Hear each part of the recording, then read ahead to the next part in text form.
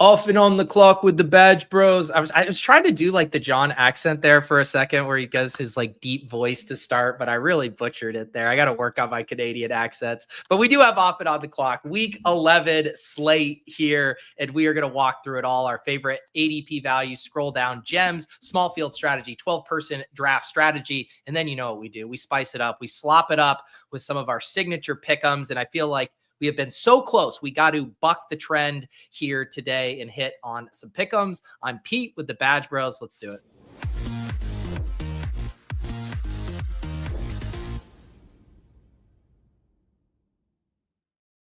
Badge Bros, John Warner. How do you do it, John? It's something like that. Yeah, I don't know. It just kind of comes natural. Underdog daily with the Badge Bros. There it is. And it's always like you do the deeper affect and then it like completely goes away. But for your intro, Underdog, Badge Bros, John Warner here.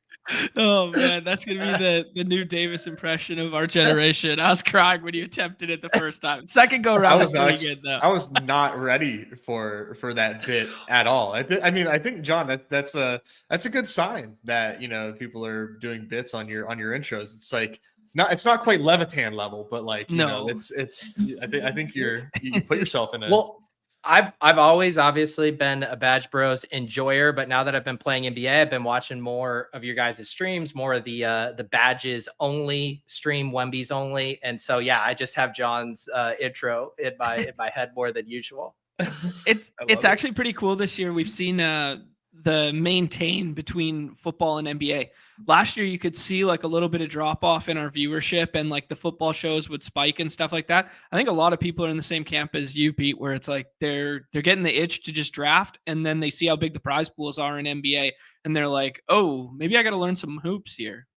Yeah, I'm excited too because part of me was like, I don't have enough time to juggle this like in season. But now that I'm starting to like build up a base, learn a little bit, get in a rhythm, then when the NFL season is done and like hoops is the only thing in town, and then I can even devote more time to it, I'm like, that'll be particularly fun.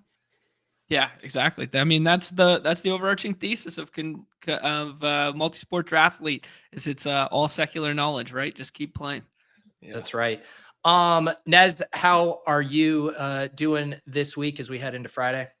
Doing well, man. I'm going pretty hard at the Dawg Bowl just because there's only two more weeks left to try to get in there.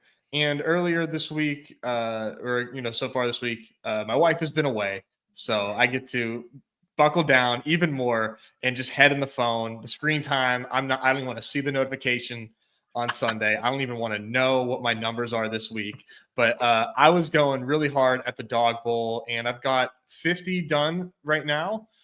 So I think that'll probably put me at like an 80 pace. I'm going to do as many as I can, only 2 more weeks. I've been having some nice success in the hoop street. So I need to put that to good use and get some entries down. I think next week it's going to feel really fast if I had to guess. Last call. Yeah. Yeah. Mm-hmm. Yeah. I kind of like soft way, normally I try to get at a few Dawg Bowls. I will do a couple during the Nez No Strip stream tonight, but I've not done a Dawg Bowl. I've been dialed into the BR. I'm like 30 deep. I'm just going to stick at what I do best. I suck at the Dawg Bowls. I'll let you guys have your fun and I'll see you there anyways. That's right. I mean, like it's a blessing and a curse to see you there as well, because I've had that notion in my mind a couple of times too, where it's like, I'm going to get to enjoy the fun no matter what. But man, I'd really like to be the Nez of last year, this year, and be the guy who's competing in there, who actually scrolls the F down and takes the Desmond Ridder stack. That's honestly, dude, the only reason you want a ticket is because you want to dial up the grossest vomit stack possible. That's literally the only reason. You don't even care about the prize pool. You're just like, can I make the crowd gasp with one of these selections? It's so sick that's exactly how my brain works. Yeah. I would be like, Taysom Hill in the third, and then who can we scroll the F down for a double stack that nobody else is going to click in the last 2 rounds? A Geno double to Tyler Lockett and Noah Fant, and the whole crowd goes wild. Yeah. Oh my God. All right, we always have a lot of ground to cover, so let's dive in right now. And I'll get the ADP pulled up. I think that's generally. I know you guys do kind of a bigger macro overview. I know people watch my show with JM where we kind of do bigger macro stuff. So I think it's more interesting to get right into kind of the ADP in slate dynamic. So as I get this pulled up here, what are some of the things you guys are noticing this week on Underdog? Man, yeah, I wish there was more running backs to draft. Don't you agree? Like, can't there just be like more running backs? I mean, it's insane how many there are and how interchangeable I feel like they all are after CMC as well. Like, if somebody wanted to put Kyron at 2, I wouldn't blame them. If they wanted to take Bijan at 2, such as myself, I wouldn't blame them. I mean, there's just a ton of great picks at running back.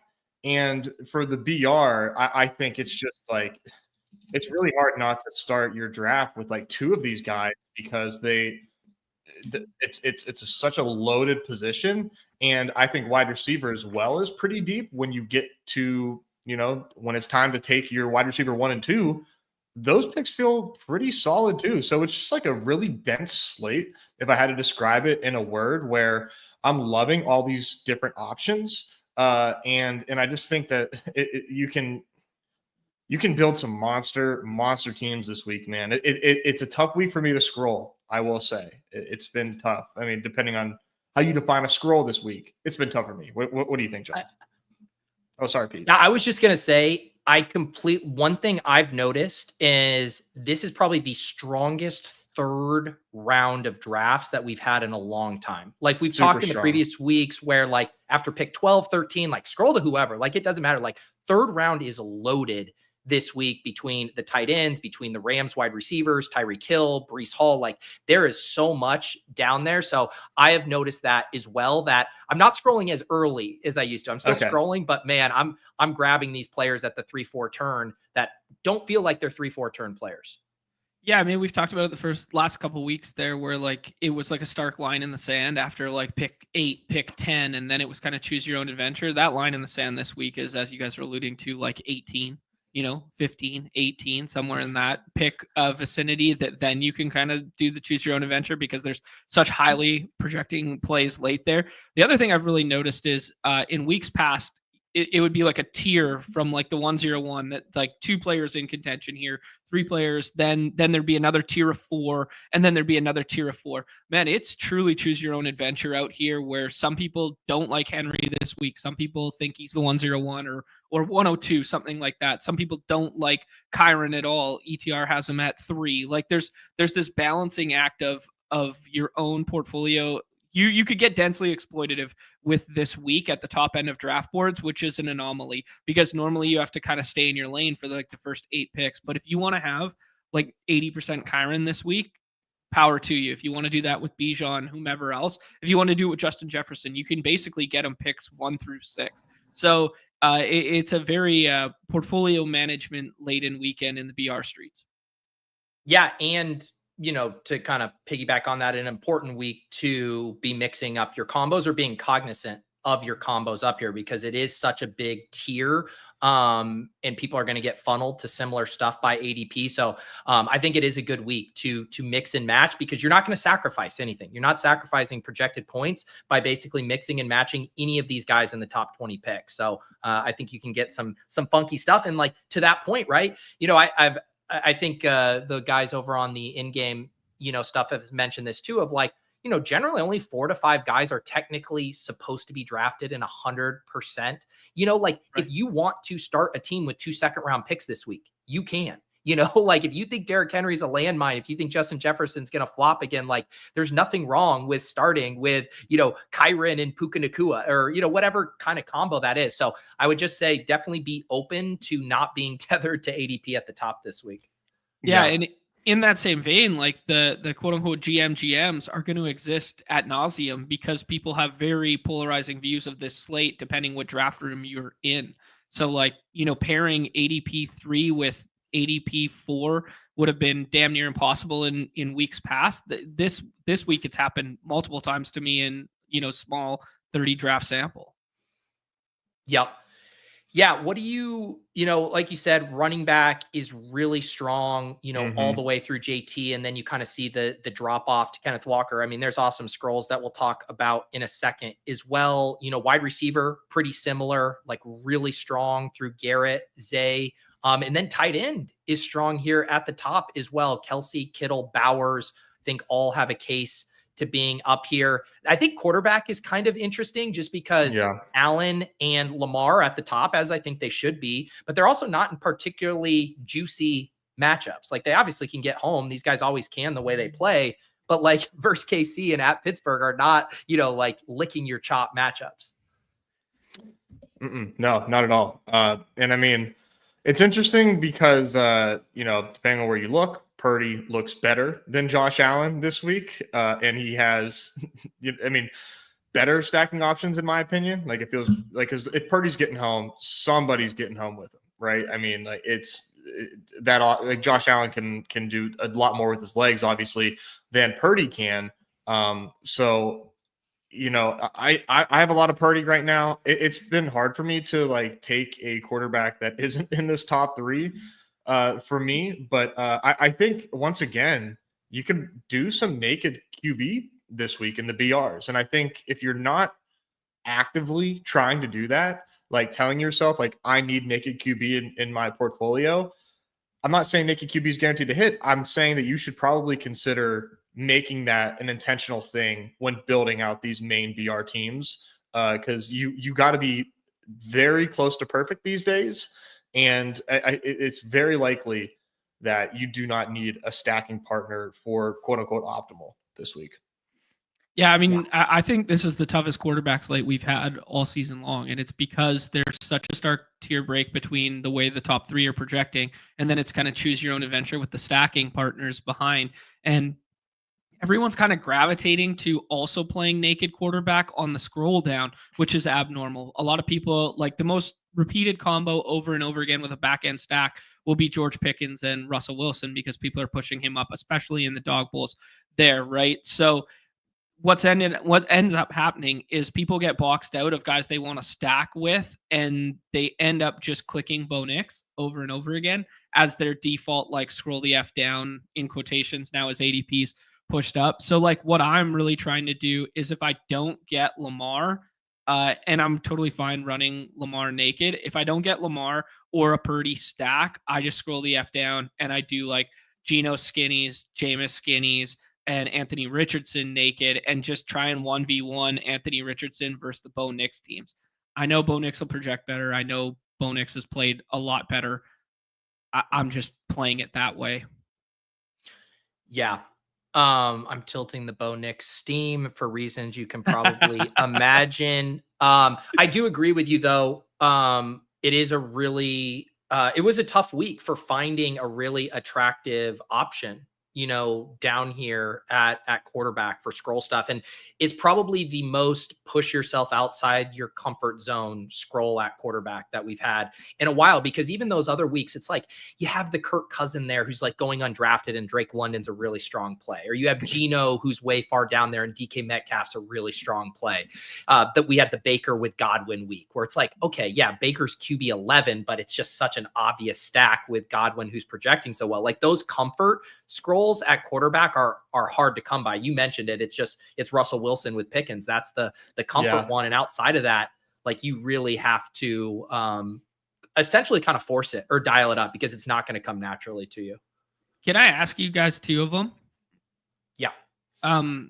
What are our thoughts on Aaron Rodgers? Because three pieces of that offense go every single time against what we've been a secondary in which we've been targeting there. So what are your thoughts on Aaron Rodgers, first of all? And then what are your guys' thoughts on stacking Matthew Stafford in the same vein, or two, I guess you could lump in there? Like, are those guys that you guys are even considering, or would you just rather try and jam naked quarterback and then play those players as isolated their own entities?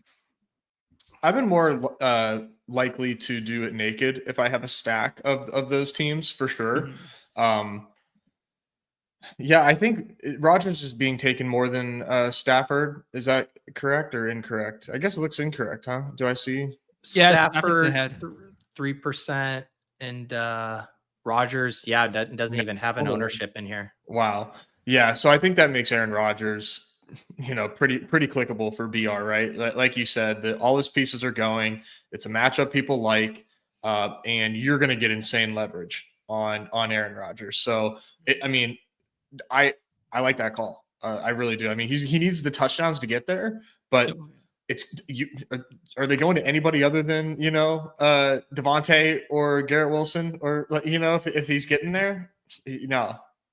Yeah, and I will I'll give a shout out. So Nerdy Tenor, has been doing some of the optimal rates and even splicing it on specific quarterbacks. And Stafford and Rodgers are two of the top three. I won't give away everything. You got to go get it over there from those guys, but two of the top three for the highest double stack rates.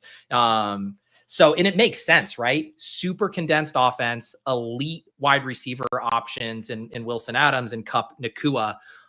Those are really the only guys that pop from a double stack perspective. Obviously you can still skinny stack those guys, but it just makes sense. Like if you are getting to them, you want to be heavily investing in that team. Yeah, like I think I like playing those three condensed offenses and even Sam Darnold to like a little lesser extent, but in the same vein. I prefer doing that than doing like naked Bo Nix at ownership, naked Drake May, who gets drafted a decent amount, and who's the other one I was thinking of? The Love stuff. Everybody's in love with doing the Jordan Love skinny stack in the 5th and 6th round. And like, I just don't get it. Like, I don't see it. Like Bears are good against the pass. Like I would rather just play Josh Jacobs as a one-off with that one. So anyways, that was my preamble on quarterback. And it's probably going to be one of my worst reads on how the Bo Nix stuff shook out, because I thought it was going to be based on Sutton's ADP that people were clicking Sutton, and then like the majority of Knicks teams were with Sutton. But I think you're right. I think the majority of it's a bailout, sexy naked quarterback. And I still think he's going to be stacked with Sutton a good bit, but I don't think it's going to be as outrageous as I thought, to where I initially thought Bo Nix naked was going to be more unique. I guess like another one to juxtapose it with, and because they fall in a similar ADP range, is like what percentage of Tillman teams who also has a similar ADP as Sutton are going to come with Jameis? Probably a much higher percentage than even the Knicks with Sutton. I like doing Jameis naked. I think that's kind of a crazy take. But like you said, Pete, so much of JMO is going to Cedric Tillman. And I mean, and it goes every time too. Yeah. And I mean, good players, right? But I think JMO's throwing so much, and like Jerry Judy's getting targets, Elijah Moore's getting targets. If you get a touchdown to, one of those guys, then like you're in pretty good shape with a naked Jameis Winston. And like, if Jameis Winston is taken, it's got to be close to 75%, if not greater, paired with Tillman or Njoku. Yeah. No, I think you're completely right. And this was a leak in my game in years past, because generally I would look at this spot, and my reaction to the Tillman ADP would be like, this is a really fragile spot. The field's overconfident that it's Tillman.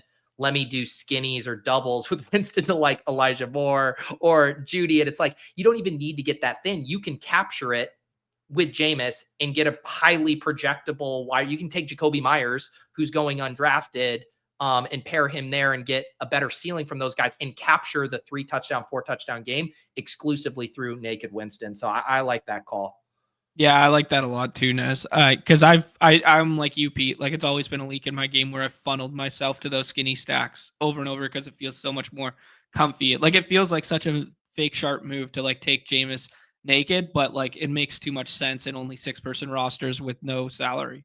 And I think that the difference, right? I do think there are spots where that makes sense. Like last year, the times I was doing it a lot was like Tank Dell versus Nico. Granted, we think about those players a lot differently now. Last year, it was a lot with like Josh Downs and Pittman, where you have the 1As like 60% of the offense and the 1Bs 40%, and the 1As getting drafted 100% in the other. And so it's like, no, that's a clean pivot. When it's completely spread out, then I think the tree, that you're getting funneled to, or whatever the logic tree should be, no, naked quarterback, none of these weapons emerge. Where it gets tricky is with, say, a spot like the Seahawks, right? Where it's a little ambiguous. It's not in either of those directions. Like, how would you guys play Geno this week? Because I do think he's kind of interesting. I'm playing Geno via Metcalf because it's just so cheap to do so. Like, I think if we had just known all week that Geno was 100% or that Metcalf was 100% going to play, and we had seen one of those back-to-back 100-yard games that we'd seen previously, I mean, like, nobody throws more than Geno too. So I just think the offense looked borderline inept at times without him outside of the one JSN game there. But I find myself just doing it to Metcalf because I trust it. But I definitely need to mix in JSN if I'm as bullish on the Geno stuff as I appear to be. Yeah, I'm trying to figure out how to play Geno, man, because I want to. I think this game with its total, I don't think a whole lot has to happen for this to turn into like a super fun shootout. I've no problem or no concerns about the Niners holding up their end of the bargain, but Geno connects on some deep balls here, like even just one here, and the tide of this game can change, I think, pretty dramatically. This is a Seahawks team we've been waiting to see explode. I mean, Pete got home with that in the overtime game, and now we had DK Metcalf to this team.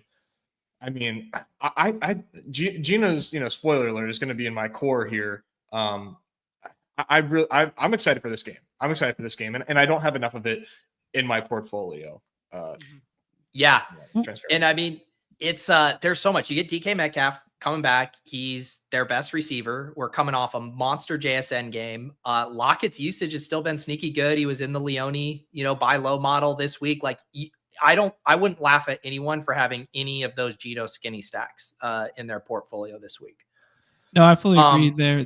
The last time we saw that game too, like, it was Thursday night game with a little bit of rain and no Christian McCaffrey, and it still went 36-24. Yeah. And I will say, I was, using my athletic subscription, and they were talking about the Seahawks and Grubb and McDonald coming out of the bye, that they're like, oh yeah, we saw what JSN did there, and we need to make him a bigger part of our offense, like down the stretch. If we'll see, right? Because they've had lots of opportunities to try to make that happen when DK's on the field, and it hasn't, but I am sitting here looking at my guy. Yeah. Shane Waldron should have used the bye to figure that shit out last year. Well, he's got plenty of time to figure it out now. Yeah, he needs a trip to Thailand, Cliff style, to figure it out. There you go. Let's talk about some other like scroll stuff here. We've kind of hit on a few of these wide receiver spots as far as with the Browns, the Seahawks. Let's stay at wide receiver, and then we can hit kind of running back and tight end since we did quarterback. What other kind of wide receiver stuff kind of jumps out to you guys? I'll say, after the Cedric Tillman price, basically. Nez and I are going to say the same one here. You say it. Juwan Jennings. Yeah. Juwan Jennings just playing the X role, taking over for Ayuk there. 11 targets last week. They paid him. People forget that they paid him before they paid Ayuk. Obviously, it wasn't as much money, but they knew they wanted him around. I think he's just like good, cheap access to that game and good leverage off of the three other San Fran pieces that go every single time. Maybe you could say it to a lesser extent with Pearsall, had the big 50-plus yard touchdown last week, but I'm buying volume over the one isolated one-off instance there. So, yeah, Jennings, JSN, those two down there. Yeah. The Jennings stuff is crazy, man. Like, he really is. It's nuts to say he's who we wanted Brandon Ayuk to be. Like, full stop. That's literally what Jennings is. And if his name was Brandon Ayuk and he did what he did last week, he would have an ADP of 23 this week. Yeah, I think even higher. And he's already shown us a massive ceiling, earlier in the season when given that opportunity. Yeah, and he's just like far too cheap, and the usage. The volume is there. This isn't just like, he's not like he's doing like giga QJ stuff. Like the target shares are there. The results are there. The matchup is insane. You get in certain rooms and people are also like, buying this as well. But in BRs, Juwan Jennings is that a 21 is that a 21% projected ownership in BR? Is that out of 100? Obviously, yeah. That's great leverage. One thing you can notice though, and I'm not saying it's bad at all. I still like Juwan too. You can see him next to these other ones. He's coming in even higher than this pocket, right? Like he stands out among these. Yeah. I bet, like, I'm just inferring how they build their model or whatever, but I think that's tethered to the fact that Purdy goes 100% frequency where the other quarterbacks don't, right? I think that's probably, yeah. You could say Shakir though would be in similar boat. No Coleman and no Kincaid this week, so the Shakir one looks like a nice click. I was worried about the Shakir stuff getting out of hand, but I think Amari being back in is gonna keep it in check. If Amari was ruled out, then he would have been on a rocket ship. I mean, we should talk about Devontae Adams, right? Like the dude had a 40% target share last week. He missed a couple of practices before today. He practiced. He's going to be good to go. But because of that, and because of the dud last week, he has an ADP of 34.1. Like this is pretty rare to get this matchup, this player, this market share as a scroll the F down gem at the same fucking ownership as Jawan Jennings. I mean, are we slamming Devontae?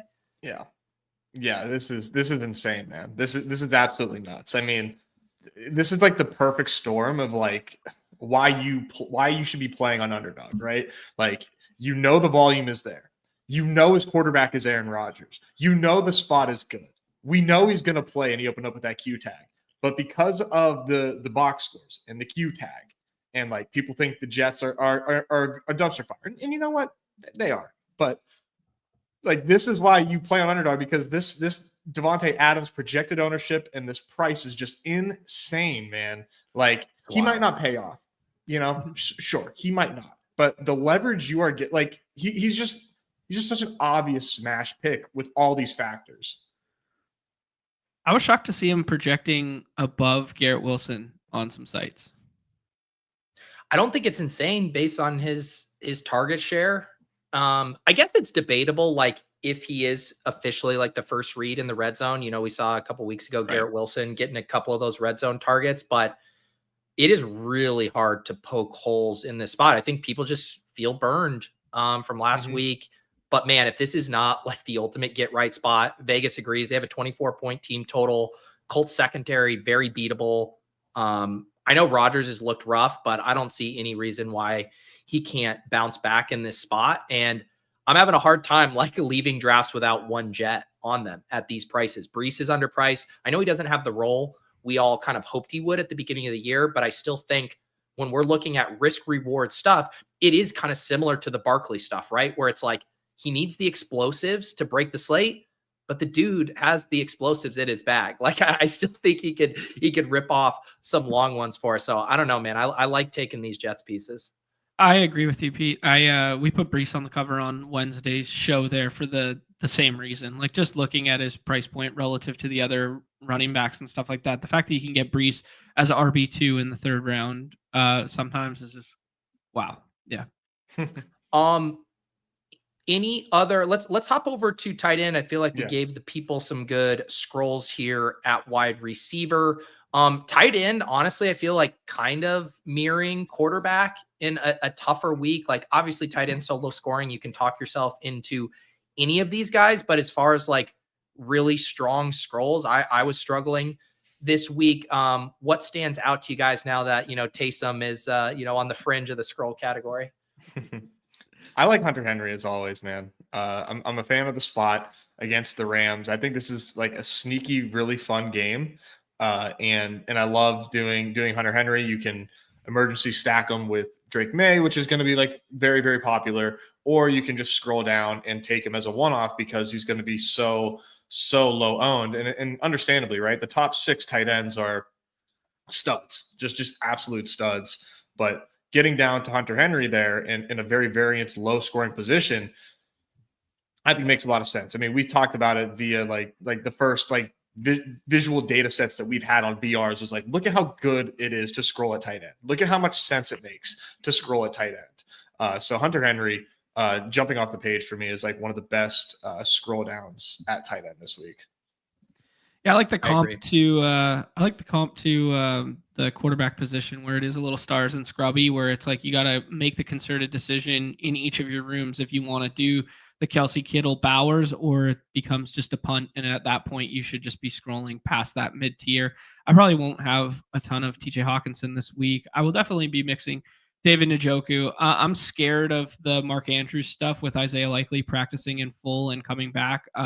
Obviously, they can both live alongside each other, and they have, Mark Andrews on that touchdown heater. But like the routes and snaps tend to go down in a decent way with him not on the field there. So I'm kind of fading that Mark Andrews one. I'll click Taysom. I'll click Pitts, just because that's what I'm about. I've done Johnny once or twice just as leverage off of the Miami stuff going up there, and the fact that Hill is questionable as well. So just might open up some more route participation for him, because it was trending in the right direction, then it trended in the wrong direction. But if Julian Hill can't play, maybe he's just out there more, falls into the end zone. But yeah, it's a weird week for tight end scrolls.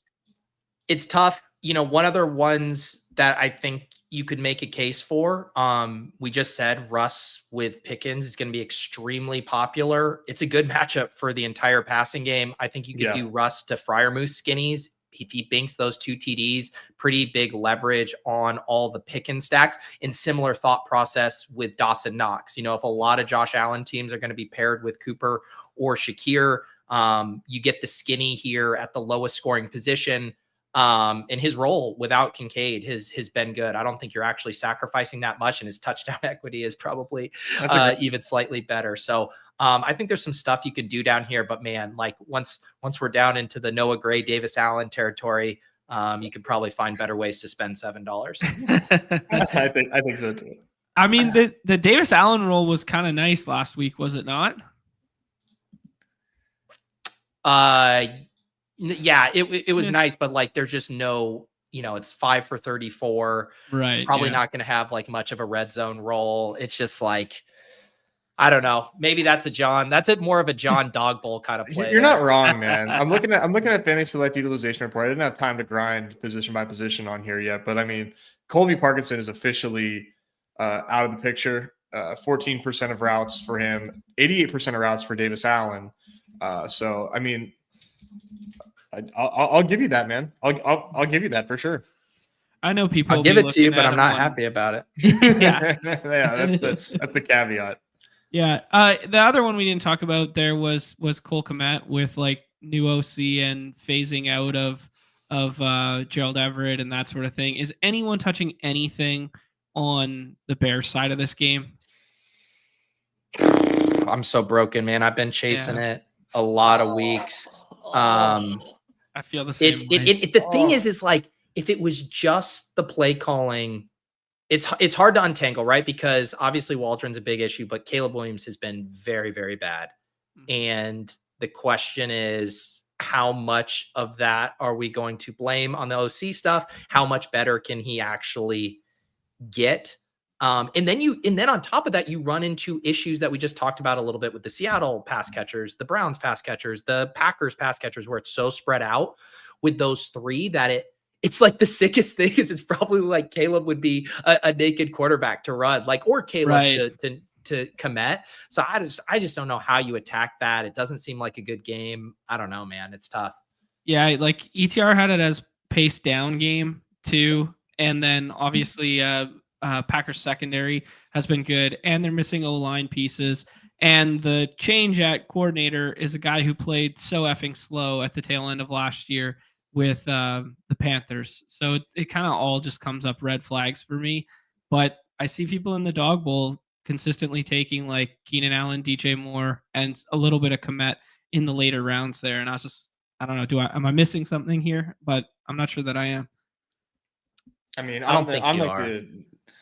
was a truther, man, and no, I'm off. I've taken my L, sold my bags, and I'm moving on. And the thing is about the Kmet stuff, right? Is like Hunter Henry is just the better version of the Kmet play at the same effective ownership, right? You're gonna get a guy who has a bit more of a downfield role. He is the focal point of their passing offense. It's just like I could see it in the 12 mans, but I think in the 6 persons, it's just like you can take Tucker Kraft, you can take Hunter Henry, you can take Pitts, and I don't think you have to mess around with it.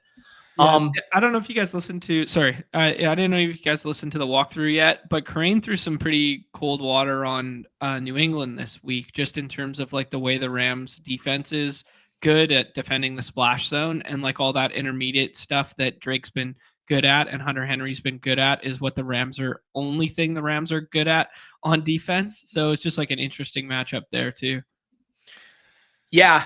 And I could definitely see it being a Ramondre game as well. He was a guy we didn't mention when we did, running back scrolls. I think he's in that conversation in the dog bowls. In the dog bowls, yeah.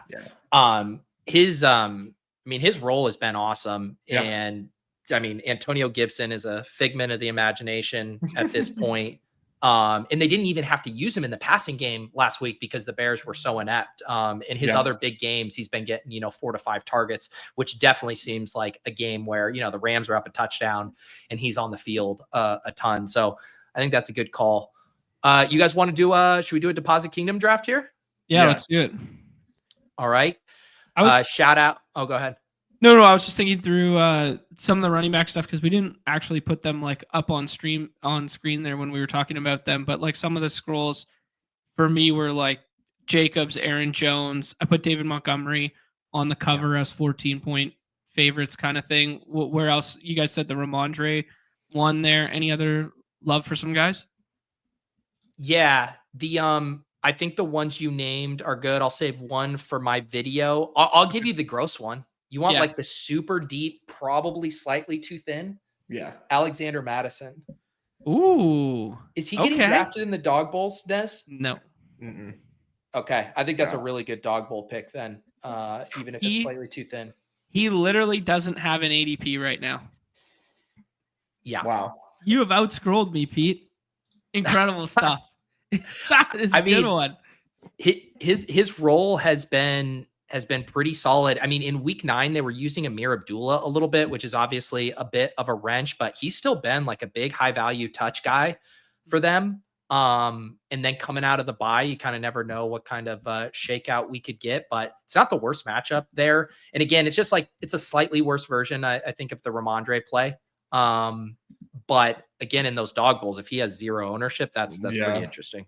I think mine, the last one I'll say, it's more of a do as I say, not as I do thing, because I'm not taking this guy, but I have best ball bags. Audric Estime, they came out and said they want to give him a bigger role.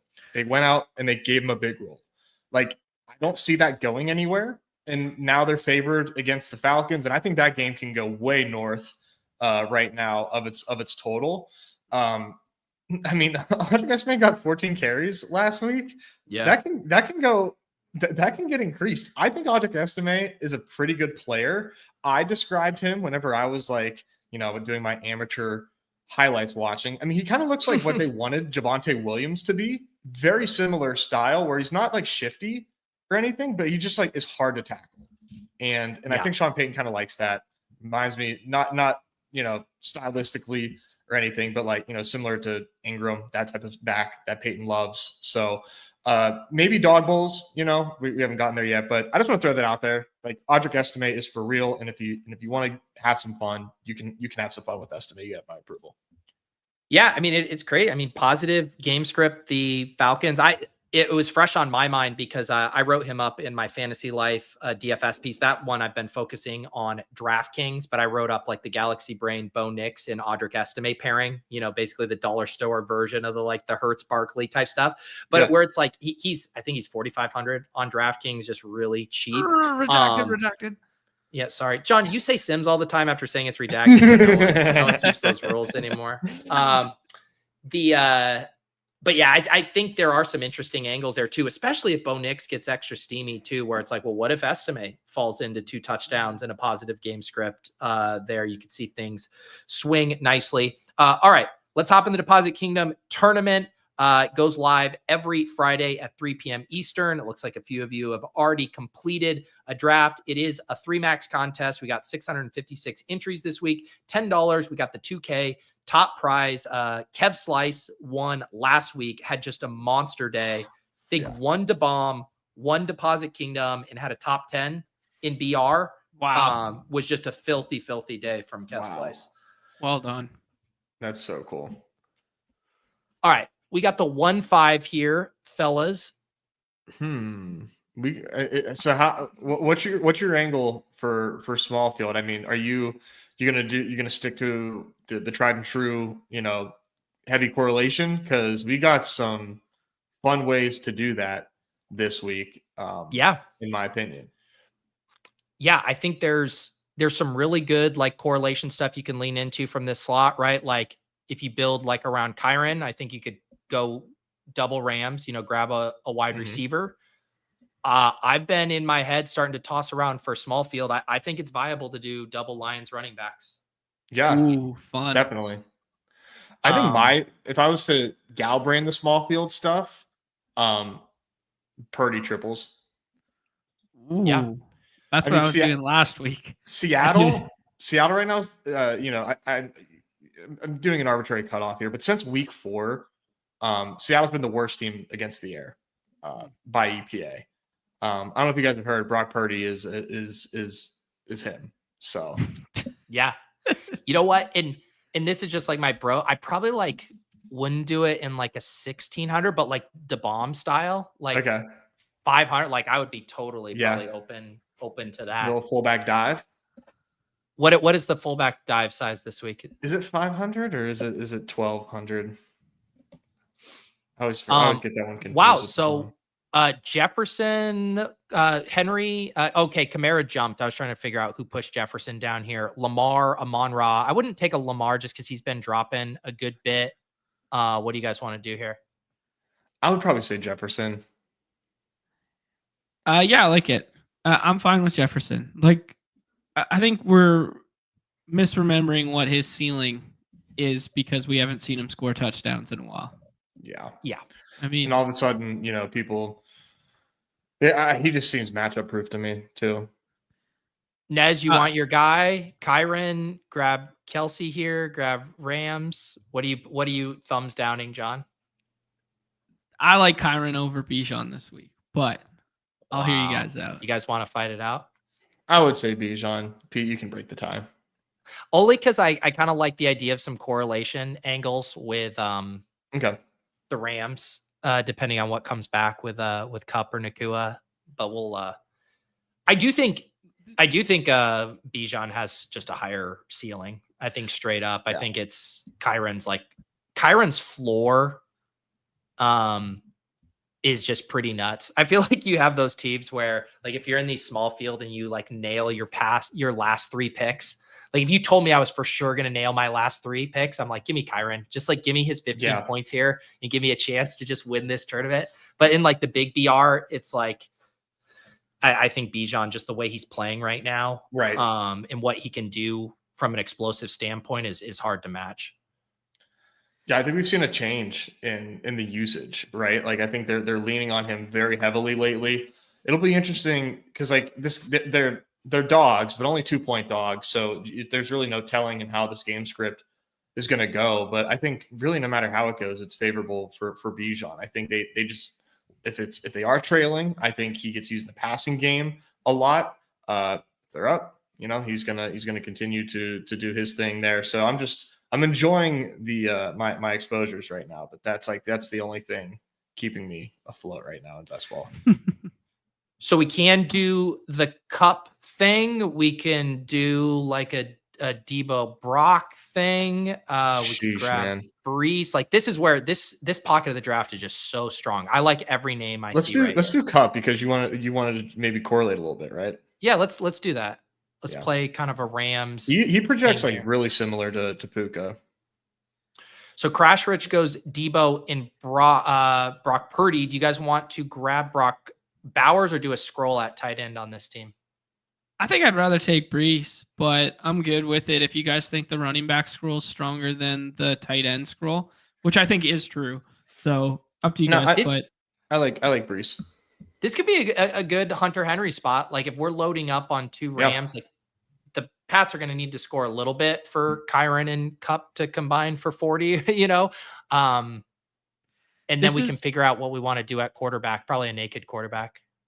Yeah, this is where we kind of go back to the original conversation that kicked us all the way off here is we love the flex play so much this week, and it feels so warm and fuzzy and comfy here that it's like, how do we make this different and how do we make this cromulent with like poor quarterback choices in quotations, right? So it's like, do you do the Stafford angle here? Do you do the Rodgers angle here? Or do you go to that Anthony Richardson, Bo Nix kind of thing? Right. I don't think I would do a Rich in small field. No. It's so all or nothing. And like, it's just like, to me, it just doesn't seem like what you have to do in a 3 max, but in the BR, like, yeah. Do you know what you could do? Like, and again, I will probably have like very little of this in the big BR. Like, I'm probably not doing like Winston to Njoku skinnies just because I'm going to mostly pass on Njoku in BR, but I wouldn't in this spot hate like Winston to Njoku, where you don't have to get as weird. And then we still get some correlation with our quarterback. Whereas I kind of like the naked Winston stuff more for the large. I completely agree. I think that's our best course of attack here. What do you guys think about double with Sam Darnold and TJ Hawkinson? That's also in play. Same thought. Yeah. I think I like the Jameis Winston stuff more, but I mean, it's right there, right? And you know, the only thing that's like, I'm getting hit with the recency bias with Sam Darnold kind of looking. Seems like he's kind of going pumpkin mode right now. And maybe we got over our skis with, you know, calling him back. Just pretend those 3 interceptions were 3 touchdowns to Justin Jefferson. Imagine that. All in the red zone. Yeah. And I do like one, and again, there's instances where this can work out, but in general, with my first pick, I try not to like force the correlation with it too, where it's just like, the whole point of these first rounders is that they just like consolidate everything. And I think everyone agrees at this point that Jefferson could have a big game and Darnold could still be pretty middling.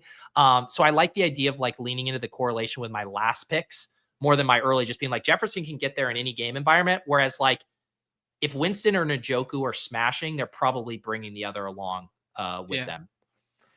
It's awesome that Crash Rich did exactly what I was going to suggest on the turn there when we took Cup. I was like, take Devo Purdy. Like in my mind, that's what I was going with. And then he does the Jennings thing.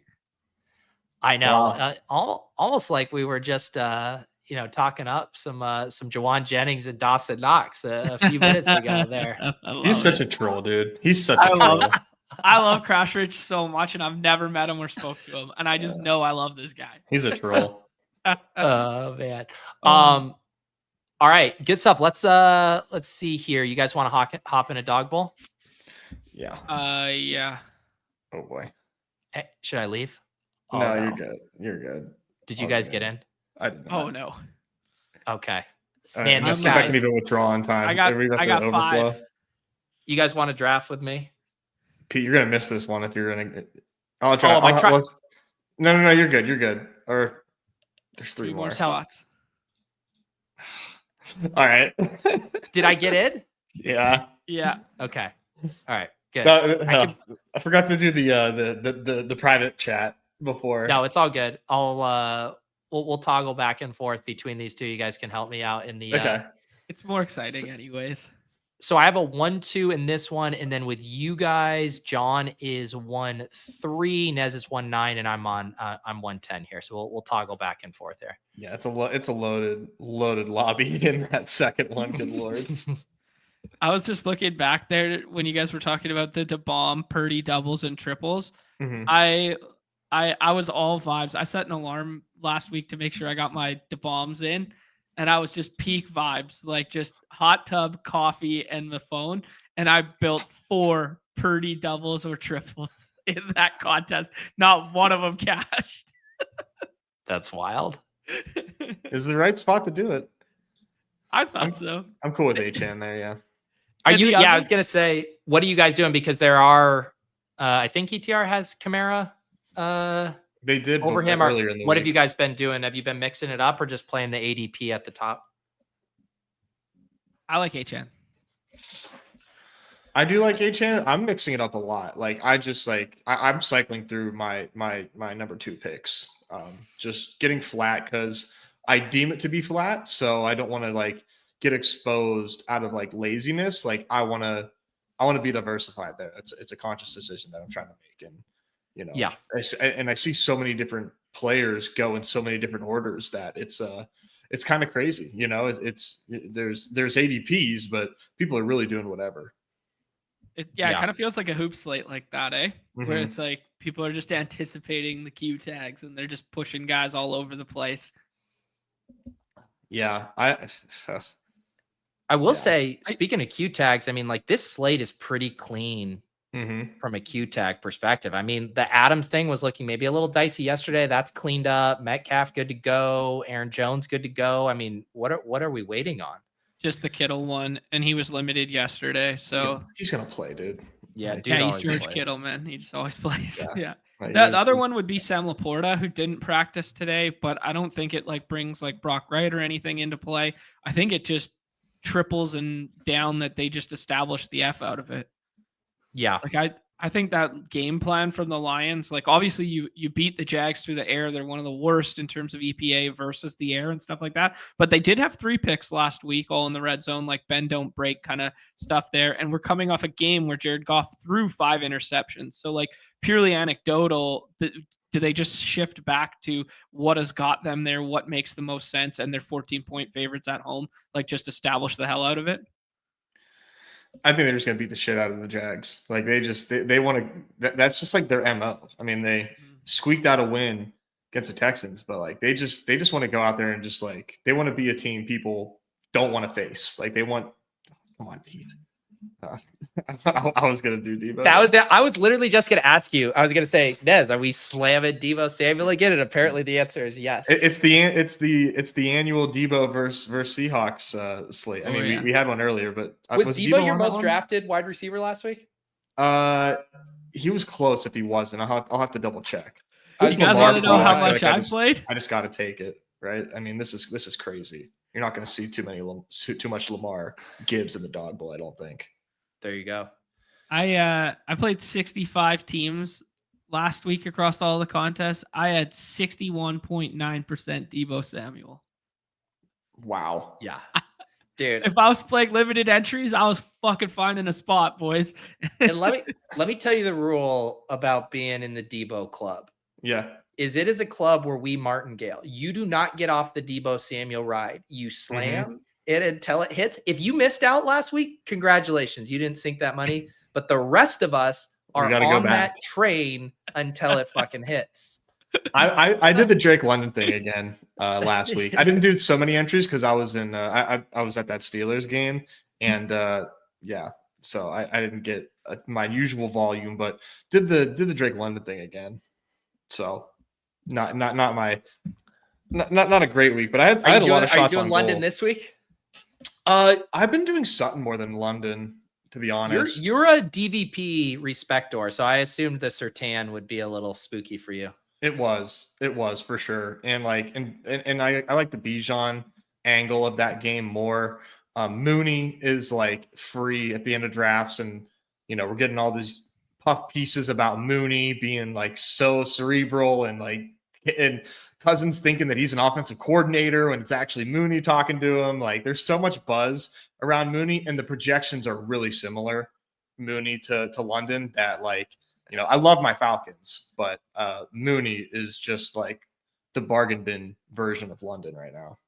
I hadn't heard that stuff. I hadn't heard the anecdotal stuff. That's really cool. Yeah, I got to pull up the tweet. It was it's kind of cool. Maybe Mooney was the guy coaching up Fields, man. Maybe they needed just Mooney. That's what they needed. That's DJ Moore, man. DJ Moore will tell you he misses Fields.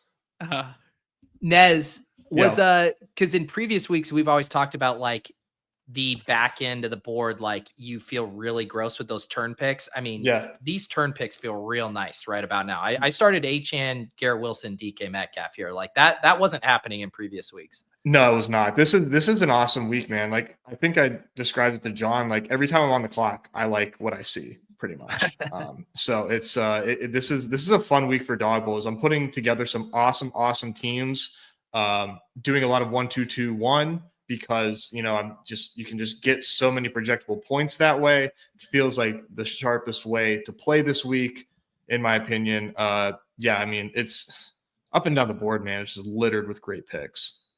I got to double down on that 1-2-2-1 thing. Nice stat in the Discord there this morning from Copper Prices. Flex wide receiver has won 9 dog bowl seats, and flex running back has won 21 thus far. So, jeez, yeah, can't wait to do 3 wide receiver teams on these 2 teams here. I enjoy. Buck the trend, maybe contrarian takes.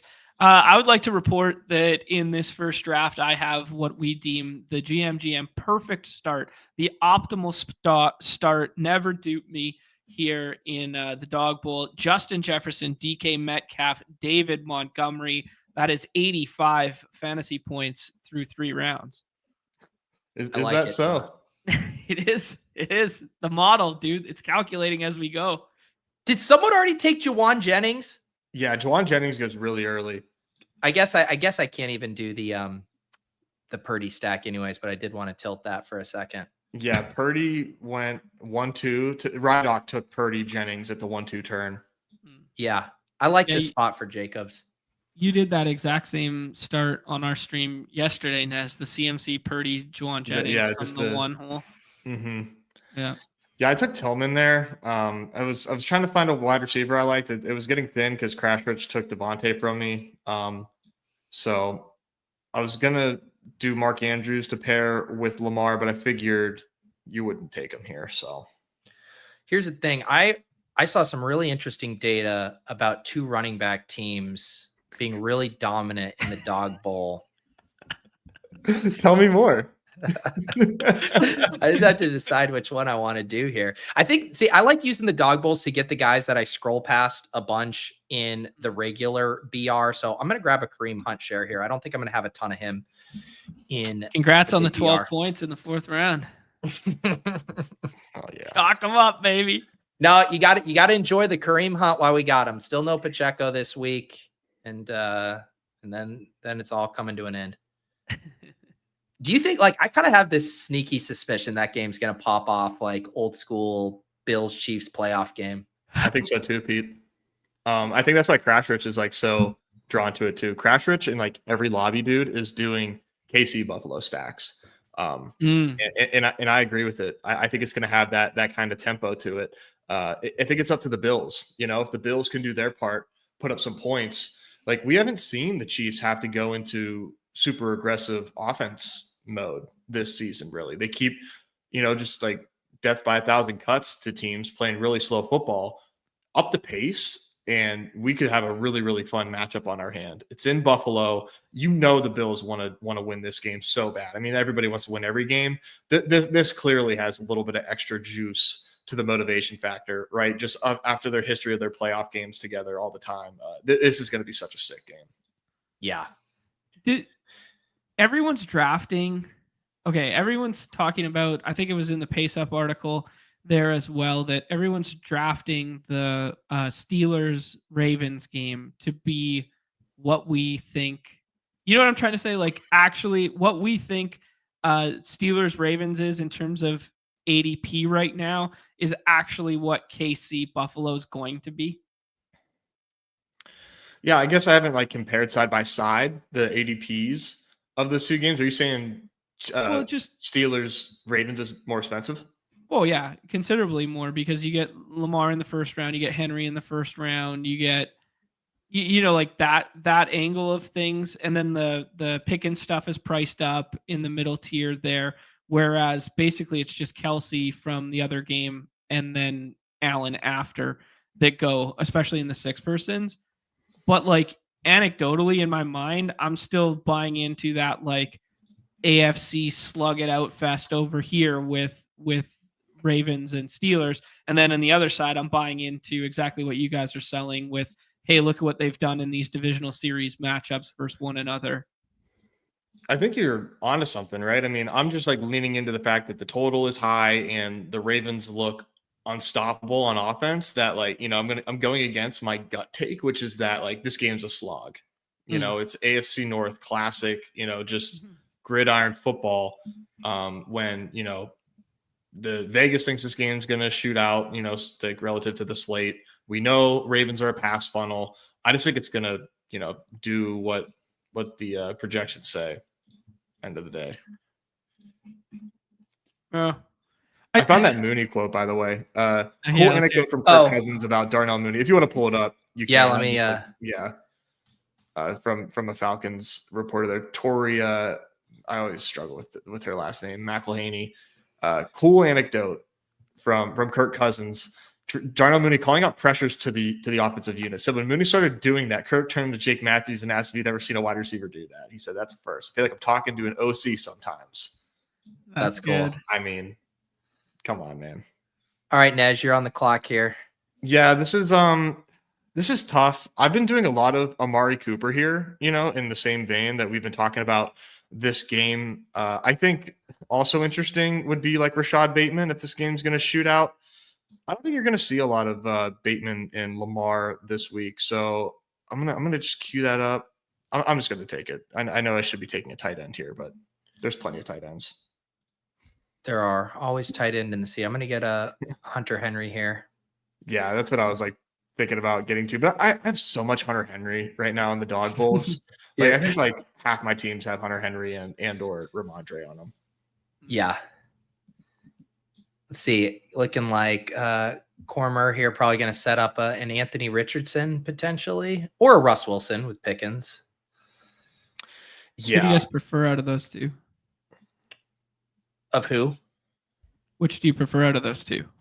On this team, I think on this team I would do Russ, just because having Taylor and Downs, I think you want a decent amount of rushing touchdowns coming there.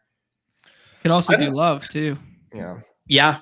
I would do Russ. And I don't know if I'm square, but like on stat chasing, Sack was pointing out how like he tries to avoid some skinny stacks that are, common pairings, right? If player A is like always paired with player B, he's avoiding that.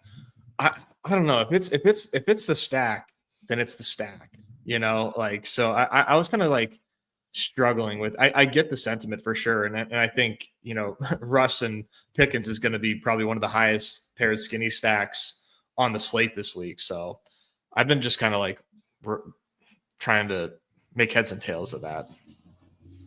All right, Nez, your final pick here. Yeah, we're gonna go spicy Margs, man. Ooh, I like it. Yeah, I think if it's gonna be a trailing script, we get some Kyle Pitts pass attempts there. This is a weird team by me. I will say, definitely not like the most aesthetically pleasing team when you look at the lineup, but I like what we have here. So I wrapped up. With my Puka first pick, then built out May to Hunter Henry at the end, along with Jacobs, Kareem Hunt, and Debo. Nez, what did you do here? Yeah, I went Lamar to Rashad Bateman. I think that'll be a pretty rare skinny in the dog bowl based on what I've seen in my drafts. At running back, Jahmyr Gibbs, James Cook, one-off Cedric Tillman, and then spicy Kyle Pitts Margs for tight end.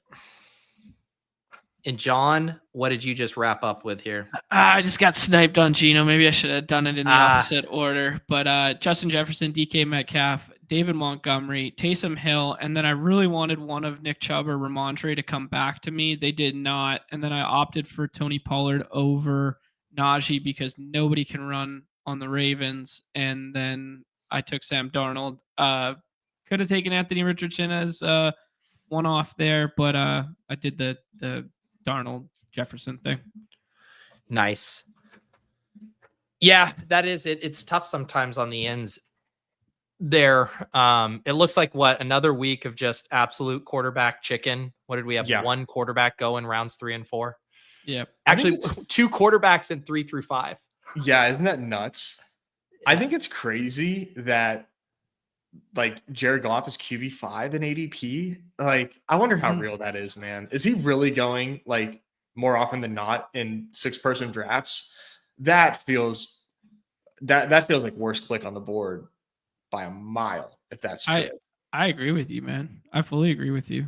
Yeah, I was doing a stream. Shout out PPR Tyler, hopped on his show yesterday, did some drafts, and I was like, let's do like a scroll down Jared Goff. Like, I think that'll be pretty low owned. I'm like, what the fuck? This dude's QB5? Like, no, actually, let's never do that.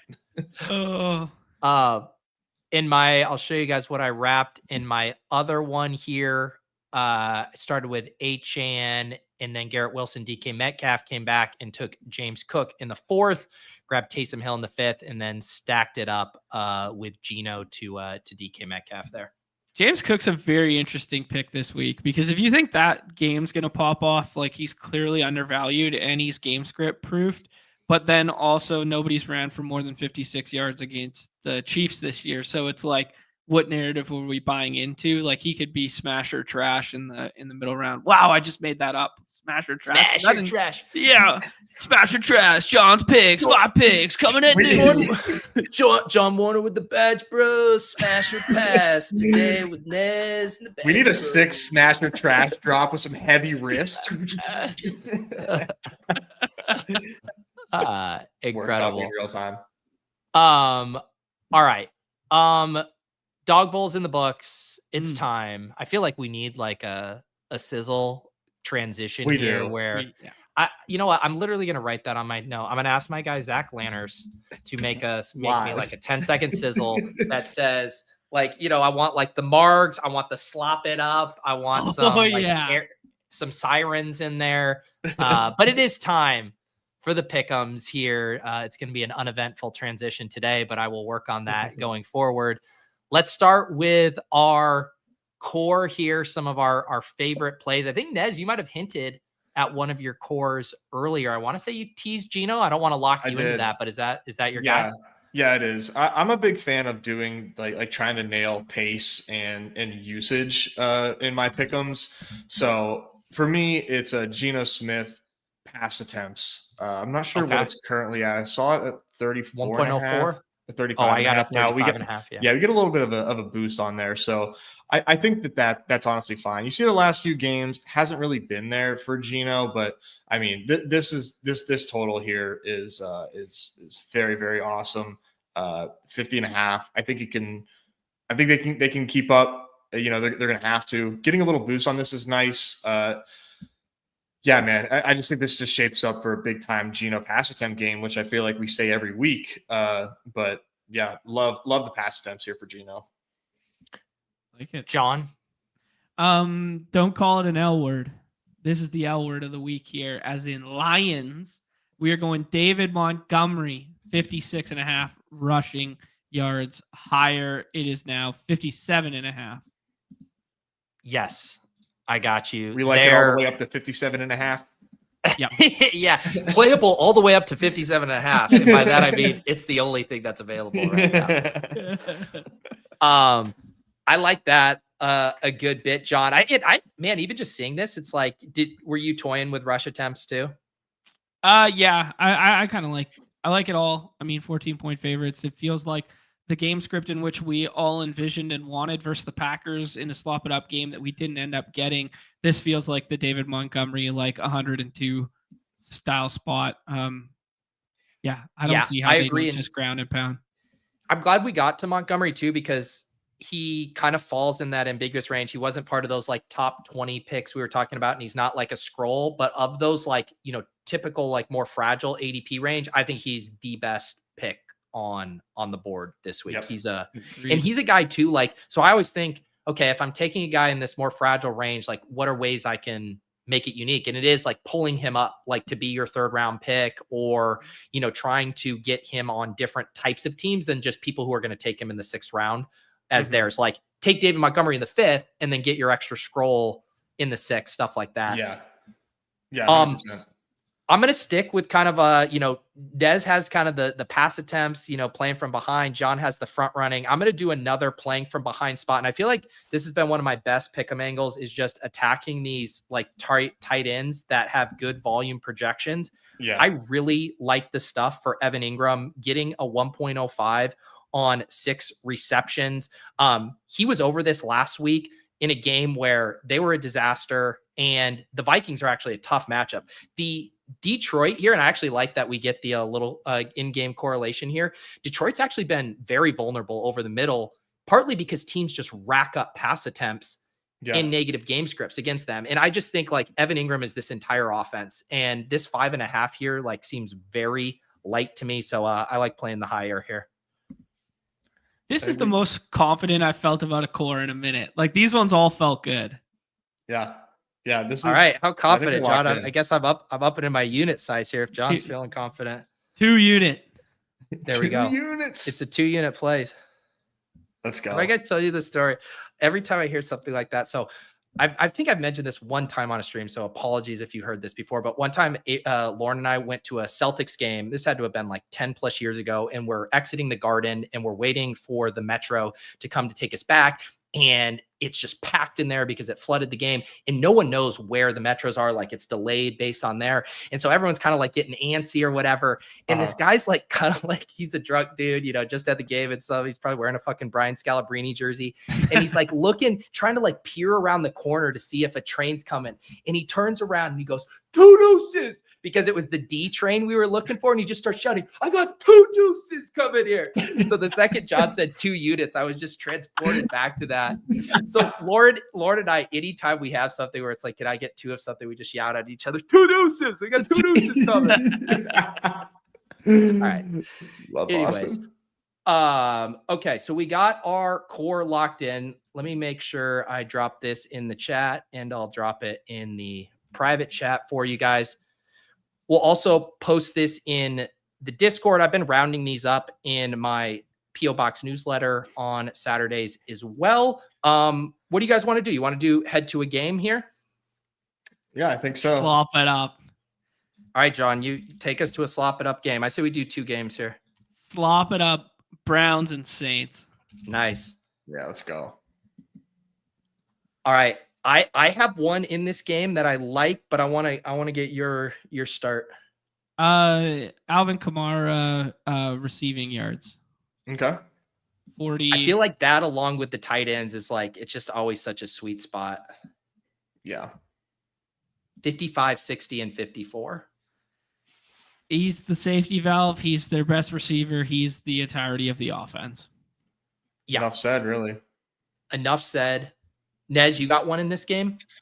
Yeah, let's I like my guy Jameis Winston, man. I think if I was to play this, I'd probably just go like straight passing yards. I don't know that I would do any sort of volume on Jameis, so I would probably just like tack on the higher 240 passing yards to this one. What do you guys think? I like it. Tell me if you guys don't like this potential negative correlation, because my favorite one in this game is Nick Chubb over 14.5 rushing attempts. Yeah, I want to take him in dog bowls more. He cleared this in back-to-back weeks in 2 of the toughest matchups in football for running against the Ravens, against the Chargers, and now he gets this Saints defense. I personally don't mind the rush attempts and Winston over 240 because I think this is a good matchup. But do you guys have problems with that? Nick Chubb has the highest usage per snaps played of any player in the NFL right now. Wow. That's a stat. Yeah. No, I had no problem with it. I wish, we were getting it's not that much of a doc. I'm just like saying like, man, because they do sort of negatively correlate rushing attempts and passing yards, but it's fine. We always get a little bit of a less of a multiplier on these. I have no problem with it. No, because I think the Jameis thing can like, he can go, it's more of an efficiency thing or, a deep ball thing. But yeah, it's kind of weird. If anything, Chubb has gotten like scripted out of more carries in previous games. And so I think the thought is like they're having success through the air and then Chubb gets even more carries. Yeah. Feel like we should probably entertain some other pass catcher with Winston of some sort. Oh, Noomy. What's what doing? Yeah, they're checking the math on the Chubb play. Yeah. So as far as like pass catcher goes here, Tillman, a very popular one. Shorty Vegas pick mentioning Jerry Jeudy with the indoor splits. That's a hell of a call out. I don't know if we should use it in this one or a variation of this one, but the other one that I really liked was Njoku touchdown 1.75. That's strong. He's always a strong and you know what? I like that because we're going to get pretty big docks on any of the other wide receivers we do. We already talked about how it's spread out. The 1.75 is such a strong multiplier for a tight end with his TD expectation. Like you compare him even to other ones around him, like, okay, Bowers is 1.69. I actually like that. Like what's Hawkinson, who's going right after him in drafts, 1.96. Okay, so maybe it is fairly priced. I always just feel like these tight ends have good multipliers relative to their red zone role. Right. Agreed. Come on, what's going on with this Chubb thing? I swear, if they move this up to 15.5 on us, it was too good. Yeah, this is by like fractions of a value, but Jerry Jeudy led the Browns in utilization score last week. Yeah, by 0.1. They did move it to 15.5. Knew me, bastards. Knew me. Are you kidding me? Are you seriously? Did you? That pisses me off so much. That's why we gotta like load these. We need to like syndicate this shit now. Like we can't just like talk this through as friends for content. Now we have to like, here's the play and let's talk it through. Get ready, guys. Get ready. Get your telegrams on. Yeah. Here comes the play. Gotta do what we gotta do, man. I will say, so I don't mind the Jeudy thing, but with the Njoku touchdown, this is close to a 20x as is with just if we want to roll with the 4. Yeah. Yeah. Good core 4. Yeah. God, paints... I have that Chubb one in my Deposit Kingdom pick'em too. Spoiler, and these bastards just moved it on everybody. Oh, I can't get it at that. No, this is a fit. No, this is a 75 burger. If they're Underdog, if you're gonna move this line on you, you know what? Fuck it, I'm gonna make you pay. We're going up to 2 deuces. Deuces. Let's go. Right out of Numi's pocket. Yeah, good. You'll feel this. You will rue the day you move that number up. Let's go. I need to. What did they refresh? Whoa, Laporta ruled out. Oh, okay. So that's Brock Wright's music? Brock Wright. I also think like JMO gets a little boost there. I think probably. so too. Yeah, let's we talked to pay. Yeah, let's get him. Let's get him.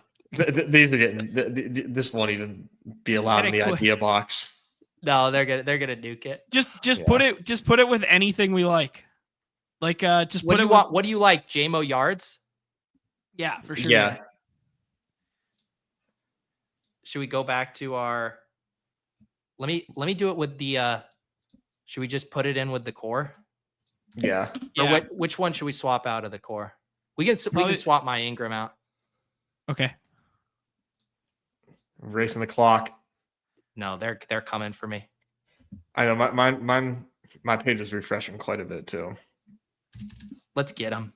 I love this is how we get them with Jamison Williams, probably the most. Dude, they're throwing us a bone here. They're like, let's lead these lines. Let's lead these pick'ems up for just a smidgen for these. There guys. it is. Send all links. There you go. Thank you. I got it twice. I did it once with Gino and once with Ingram. Yeah. There we go. So it's saying ladder up those JMO yards. Yeah, there you go. That's fun. You could do a pick'em. You know what? I read that initially as JWO for Jamison Williams. You could do a JMO ladder pick'em. It's kind of fun. There you go.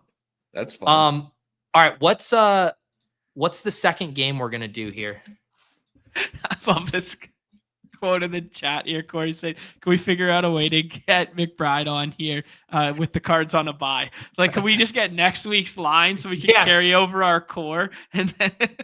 Just give me your money, and it's like you just placed a pick 'em on Trey McBride instead. There you go. Oh man. The Jamison Williams one we didn't really talk through though. Like 31 implied team total and 14-point favorites as a dog bowl click in the last round who's free.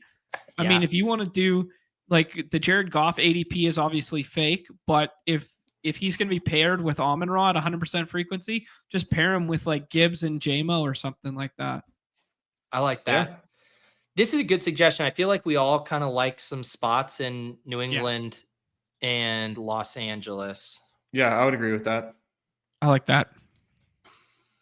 So I got to do this on mobile here for my team play. I couldn't get that through on desktop for some reason. Okay, now I'm in. Scrolling. Man, Cooper Kupp, 6.5 receptions, and you get a little bit of juice. Yeah, what it compared that to, but holy cow, yeah. Well, so what is so you get juice on it on Puka too. Yeah, but the wrong way. Oh, you're right. We get a boost on the Kupp and we get a juice on the Puka. Oh, you could switch it. Oh, you can slide That's what it. I mean. Oh, yeah, nice. I just slid it. So Yeah. it's 105. It's one. I kind of like, I mean, I like both of these guys, but at same price with a bigger boost on Puka, I think I prefer Puka. Yeah, for sure. Okay. Nez, I feel like you're the Ramondre whisperer. I kind of would do scrimmage yards. Let's take a look at what the let's do what were you gonna say, John? His receiving stuff looks better now that they've iced Antonio Gibson. So like JaMychal Hasty, can't hold his jockstrap. You know, that's a deep dive there, Pete. Yeah, I like the scrimmage yards, man. I was gonna suggest rush attempts, but I'd prefer an even multiplier on our Ramondre play, and that feels pretty similar. Because you can see his like stuff has like been binary, right? Like against Tennessee, rush attempts were down, but then he had 5 receptions for 38. Then like 74 and 3. So like it's kind of nice having the double outs. Yeah, no, I like the I like the scrimmage yards. I'll also entertain a touchdown for Ramondre, but let's just do scrimmage yards. It's safer. Like it. Do we want to go back to the Hunter Henry stuff? Yeah, what's your preference on that? I think it's 3.5 receptions for Hunter Henry. Yeah. So last week I played it through yards, just because he had such a nice air yards roll. He was like, I think it was like 4th or 5th among all tight ends in air yards. So, but in these previous to the Chicago game where like the entire offense imploded, he got there on both of these receptions or receiving yards. It's kind of just what our preferred is. Maybe receiving yards, that kind of, I think you get the same multiplier. It doesn't affect what we already have. And because if we do receptions, maybe that's like saying it's negative game script. That probably makes it harder for Ramondre to get home. I feel like the narrative works better if it's yards and it's just like it's an efficient game, and as opposed to like the game script thing. That's so gal brain, but no, it's the Rams are a good matchup for tight end. I was pretty into Jonnu stuff in the pick'ems on was that Monday night, because I was looking at how the Rams had been against tight ends, and it was one of their weaknesses. They actually play the receivers a little tougher and are a little more leaky to tight end. So I like that. Cool. So this gets us at a 7.32. Can I just throw some random ones out and see if you guys have the same wavelength as me? Yeah. Dennis Allen, 2.5 receptions. Your boy. Yeah. Drake May, rushing touchdown or receiving, I guess, but rushing touchdown at the 2x, little boost there. And Drake May combined rushing plus passing yards.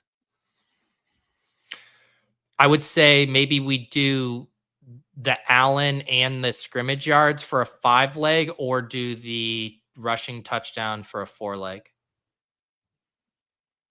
Good with either, whatever you guys prefer. I guess rushing touchdown is always going to be thinner and probably not worth the 2.5, and probably negatively correlates with the Ramondre. So maybe 5 feels better. I have an idea. Let's do both. I'm gonna do both. You want Allen? Oops. Yeah. Not Allen Robinson. Oh, we want Allen Robinson lowers, baby. Haterade it up. So one thing I've been doing is when I do pick 5s now. I mean, I know I said I think last show I do both. Like I'll do a regular and a flex. I've been almost exclusively flex playing my pick 5s, and it's bailed me out quite a few times already. So with this pick 5, I was gonna I'm gonna do that, at least on my end. I just want to throw that out there that the math likes it. Ooh, okay. What are we doing here? This is the Drake May one. I think what I'm going to do is I'm going to run this twice. Okay. I'll run this once with the May Tutty. Yep. And then I'll drop. And then those with the Allen receptions. Got it. Okay. Yeah. And for the audio listeners, just be mindful because we can't screenshot it right now, but we're boosting the Puka to 6.5. Yes, good call. Yeah, that gets it on the same as the cup, but you get a 1.22x multiplier there. And then what was it? We like the 236.5 pass rush yards. Mm-hmm. Yeah. Yeah, I like it. Okay. All right, so 2 versions of this. One just splitting the Drake May, either the touchdown or the scrimmage yards there. Yeah, that's fun. That's fun. I think this game can be a lot of fun. Yeah. All right.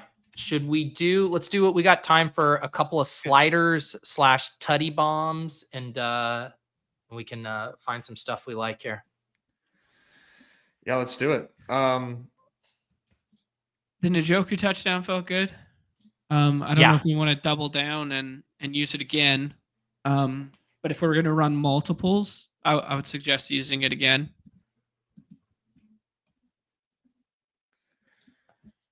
I'm looking up something here. Mm-hmm. Hang on, sorry. I was still copying and pasting these links for people. David Montgomery getting even on the touchdown. I mean, he scores a touchdown every damn week, does he not? Yeah, let's look. Let's look at a few here. Montgomery's gone. Yeah, I think they ripped all the Lions stuff after the Laporta What news. if they have Brees at? Are we getting a little positive? Man, still at 0.92. This is how you know he's a good pick. It's like he's at 21 and he's at 0.92. What about Devontae Adams? Yeah, let's see. Or maybe compare the Wilson and Adams and seeing if there's any spread on those. Okay. Wilson's 119. Adams 125.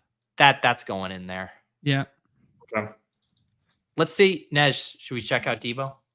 Yeah, check Debo. And I have a slide too, if depending on what you like on Debo, but it's not.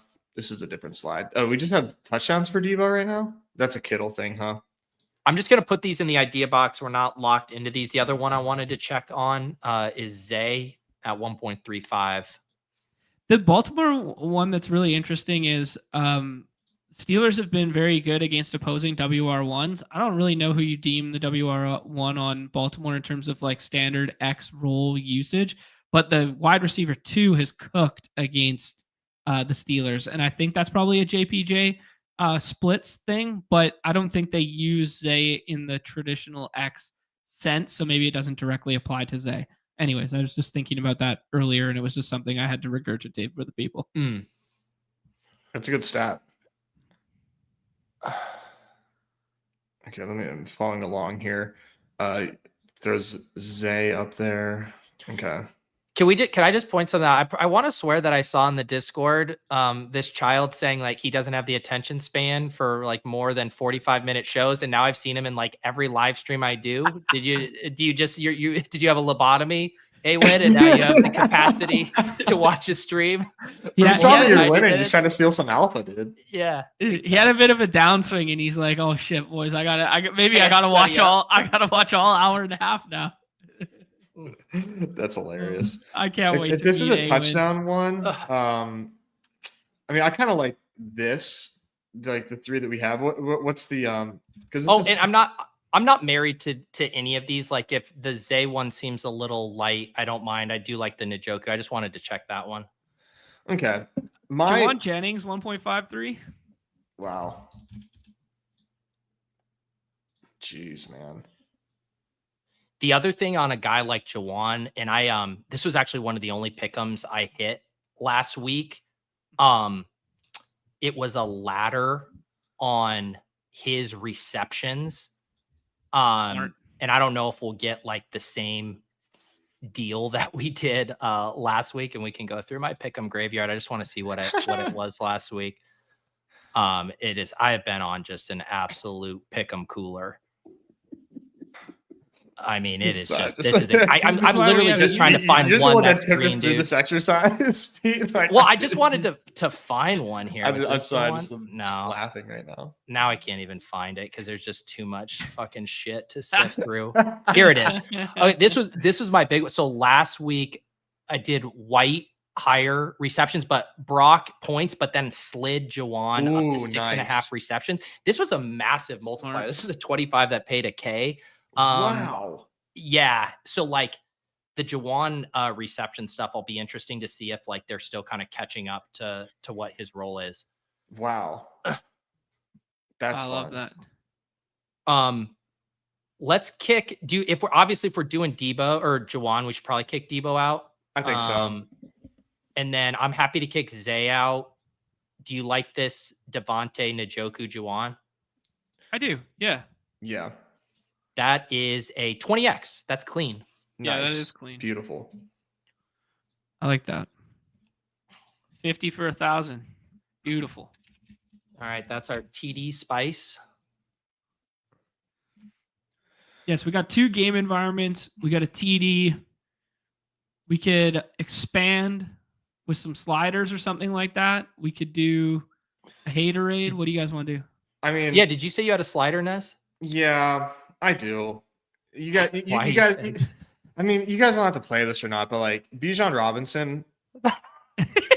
Every time he brings up Bijan, he like acts like we don't like Bijan. Like he's the only Bijan guy. I want to slide the scrimmage yards all the way up to 124.5. That I don't think that's crazy. Viable. It's 2x. It's 2x. And like, dude, this is one of the best roles in football right now. The utilization score is just off the chain. I just want to make money on Bijan so badly. Should we make a Nez Memorial stream and get a Debo ladder? Can I tell you that? Do you know what the Debo ladder is going to be? Well, because you don't have a choice. It's 2 touchdowns for Debo. I mean, let's wait until they give us a choice. Can't let big underdog. Yeah, I wouldn't want to take all their money either. So, me. The other guy that I think is honestly good to ladder these days would just, and it's been hitting. And I know, Nez, if we're going to do the Memorial thing, it's Pickens.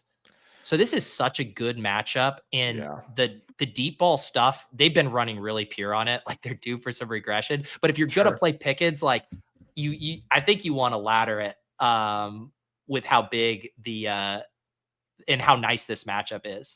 Yeah. Do you want to do like 100 yards? I mean, 100 at 1.82 or 89. Both those look good. Yeah.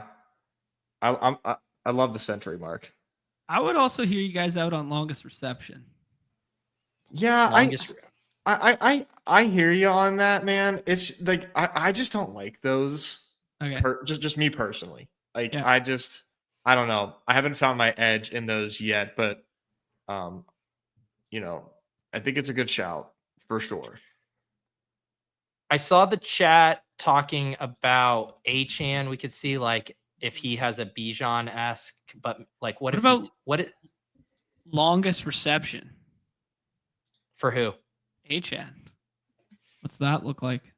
Even money at 15.5. No sliders. You can't ladder it. Oh, okay. Yeah. You were going to talk about his scrimmage yards. Well, I was just wondering, like, if you did a similar thing to Bijan, they have it same thing, 124.5. You can get a 1.5x on him. That feels pretty good. This is pretty good. This is just playing some studs right here for a 32 burger. This is just a lot of fun. I like that. Fun with friends. Whoa, not 225. Easy. Yay. Deuces. Oh, I like this one so much. I'm giving it the single unit here. Oh. Just dream a little, would you? I guess I have 3 different unit sizes, so I don't know. I'm calling it my middle unit.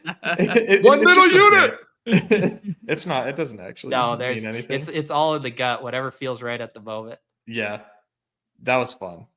That was vibes. All right, let's do one more. Can you share that one, please, Pete? Yes, my bad. There it is in the private chat. Here it is. What is I've seen this person spam Malik TD multiple times. Who are you even talking about? Malik Washington? Is he even in there? Because he scored the first touchdown on Monday Night Football, now we have to lose money on Malik Washington pick'ems. 4.79x for Malik Washington. I think he doubled down on the. Let us know what you make there, Gerardo. Let's get another slider in. These are fun. The sliders get like man. A 3-burger slider. I'm trying to look at some other spots that I really like that I think have maybe untapped upside. You guys got anything coming to mind here? Yeah, I mean this is like an emotional hedge, but like a Derrick Henry rushing yards, I think he's always worth doing a slider on. Like this dude, just no matter what, can just destroy teams. Doing a rushing yard slide on him seems pretty fun, or even doing like a longest rush slide on him where he takes one like half the field. As a DVP, right? As a DVP respecter and a Pittsburgh homer, you mean sliding it down, right? Dude, under 50. Hang on, I'm not kidding. Under 59.5 for a 2x multiplier. You would do that? Yeah. All right. You're talking to a guy who has like 3 shares of Derrick Henry. Of course, I'm going to do this.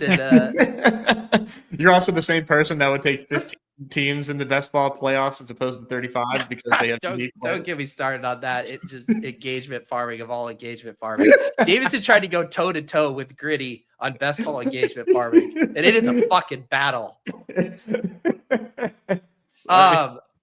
What do you think? Do you think I'm crazy? I mean, he had 68 yards last week, and he's going against one of the best rush defenses in the league. Like I said, Pete, it was just an emotional hedge. It was just so yeah. Let's do the inverse. Let's be men. There it is. Okay, you want to do a haterade slider? Yeah. I will say this hasn't been like our wheelhouse in general. So we don't have to force it if we don't find, but I actually do really like that slide. If you look at like the ETR ranks too, relative to like ADP this week, I mean, Derrick Henry looks massively overvalued. Guys, what did we slide the Pickens one to? A century mark. Okay. Yeah. The 99.5. Yeah. Okay. Yeah. I'm just playing catch up because Pete, I think you shared the wrong link. So I'm going to rebuild it and then share it again here. Oh, did I? Yeah. It might have got an extra backslash attached to it, I think. It's all good. Maybe we'll screen grab that one too there. I'll share that one in the chat. But the screen grab of it now is HN 124.5 combined, Bijan 124.5 combined, and George Pickens 99.5 receiving. Okay. Mm-hmm. Okay. Yeah. Cool. All right. What about? So we've been doing these scrimmage yards ones. I wouldn't mind doing a Brees up to 124.5 too. It's basically the same odds as the HN, which doesn't feel good when you consider kind of how they're valued in the market. Are we haterating right now, or we're just kind of feeling what we're feeling? Any slides? I don't want to box us into haterade. I want us to. Okay. I want the good plays to flow through us. Yeah. I mean, I want to hate all over Kareem Hunt yet again, and I want to hate all over James Cook yet again. Wow. My 2 running backs and back-to-back dog bowls. This really hurts. How do you want to do the Kareem Hunt? He's fat and bad at football. I don't know. Lower on yardage. But here's the thing. I'm okay with the haterade, but we got to be able to slide to a good multiplier. That's the theme of this is more so the slide. If you have a slide for us, John, I'm all ears. Okay. Yeah, they're not even letting great. us slide. It's not. They know that he's bad at football. He knows. Yeah, because if you slide the Kareem Hunt to 74.5 combined yards, you just end up with like 1.1x. It's like I got a slide for you. We're on the Geno stuff. Can I interest you in a near 3x on DK Metcalf going for 100 fucking yards? Sold. Oh yeah, sold. This is what I'm talking about. That's a good find. This is what I'm talking about, baby. Let's go. All right, that's 17x. Did you guys play any Embiid lowers tonight? No. I tailed someone in the Discord posted the 8.5 under Rebs. That's how I used my my gimme pick'em promo. Okay. Yeah, because I just saw that in the lobbies, the gimme pick'em. That's why I was asking. So okay, cool. Someone in the hoops posted that one, so I tailed that. It seems like, has it gone down? No, it's still at 8, but it was getting a multiplier before, and now it's at 0.92.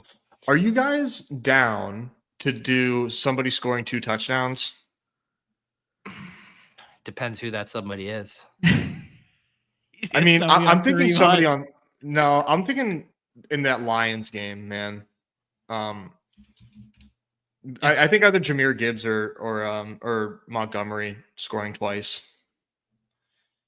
Wow, 3.34 on Gibbs and 2.0. Wow, man, I actually like the Gibbs spread. Just take the Gibbs number, yeah. With those numbers, just take the Gibbs number. He can do that in a number of ways. Dude, and no Laporta, and Underdog hasn't fixed this. Let's get it. Let's get it before Newbie gets us. This is 117. You know what, Underdog? If you're gonna only let me do $34, I'm gonna make you feel it. I'm gonna make you feel that full $34. I mean, this is I'm about to be freed financially after this. Goodness. Actually, I just lost the link. X for that? That's amazing, man. Holy smokes. Did we just beat the games? We beat the games. Talk to me on Sunday at 6 p.m. Eastern when I'm scrolling through this, and it just fucking 3 red dots. Just like, yeah, Derrick Henry went for 150. I know Nez wanted to do that at first. Yeah. I love how Nez wanted 150 yards, and we were just like, nah, 50. Like, we took a 100-yard swing. I mean, you threw some cold water on my face, like slap me, like wake up.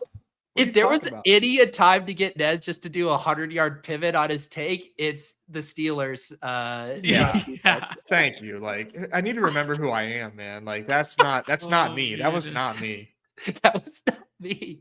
Okay. I'm sorry. Can I propose like one last slider one? What do you post the link for this one? I forgot. I was so excited to max it out at $34 that I forgot to grab the link. I think I'm about to deplete my role entirely on this segment. Lower on the Henry one. I'm telling you, Underdog, they really pissed me off with that Nick Chubb move, and I came hard the rest of this show, and I'm not going to forget that. I'm playing with a chip on my shoulder the rest of this weekend as I build pick'ems. So I posted that. Do you need it in the private chat, John? Yeah, please. Yes, please. Okay. Yeah, that's the Omega 117X multiplier. That link is in the chat on the BadgeBros stream. I can't do it on the Overzet side for YouTube purposes, but yeah.